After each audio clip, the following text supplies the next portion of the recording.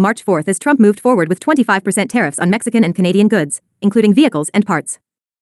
The Dow Jones Industrial Average closed down 670.25 points, or 1.44%, on top of a decline of more than 600 points on March 3rd.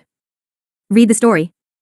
Canada imposed immediate reciprocal tariffs on $30 billion Canadian of U.S. imports into the country.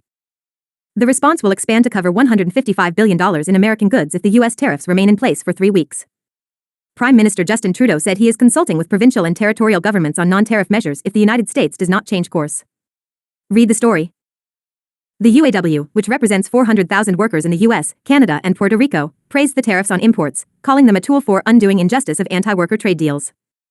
"We are glad to see an American president take aggressive action on ending the free trade disaster that has dropped like a bomb on the working class," the UAW said in a statement March 4th. The UAW wants corporations to recommit to the working class, the statement said. The group is negotiating with the Trump administration to end free trade. "We want to see serious action that will incentivize companies to change their behavior, reinvest in America, and stop cheating the American worker, the American consumer, and the American taxpayer," the statement said. The UAW's support of the tariffs echoes its skepticism of the North American Free Trade Agreement and U.S. Mexico-Canada Agreement.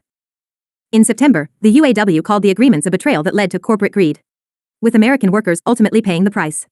The UAW endorsed former Vice President Kamala Harris ahead of the November presidential election. Hannah Lutz.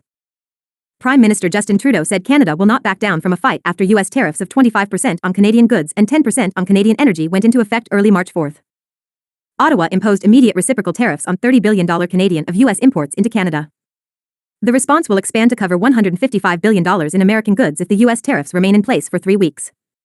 "Canadians are reasonable, and we are polite, but we will not back down from a fight. Not when our country and the well-being of everyone in it is at stake," Trudeau told reporters March 4th. "The threat of tariffs has hung over Canada's economy for months," he said, with orders for Canadian products drying up and planned expansions at local companies put on hold amid the uncertainty.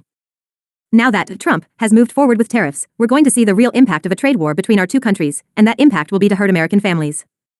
David Kennedy. Tariffs on imports from Canada and Mexico will be worth the pain it causes the auto industry because it can help curb the flow of undocumented migrants and illegal drugs to the U.S., said Republican Sen. Bernie Moreno, a former auto dealer. Read the story. Open the map. Stellantis and Volkswagen are the European automakers most highly exposed to the new tariffs on vehicles imported from Mexico and Canada, according to Bloomberg Intelligence, which says the levies could wipe out a total of €5.88 billion, $6.2 billion, of European automakers' earnings this year. Read the story. Hear how automakers and suppliers are preparing as best they can for tariffs that took effect at 12:01 a.m. March 4th. Listen to the podcast.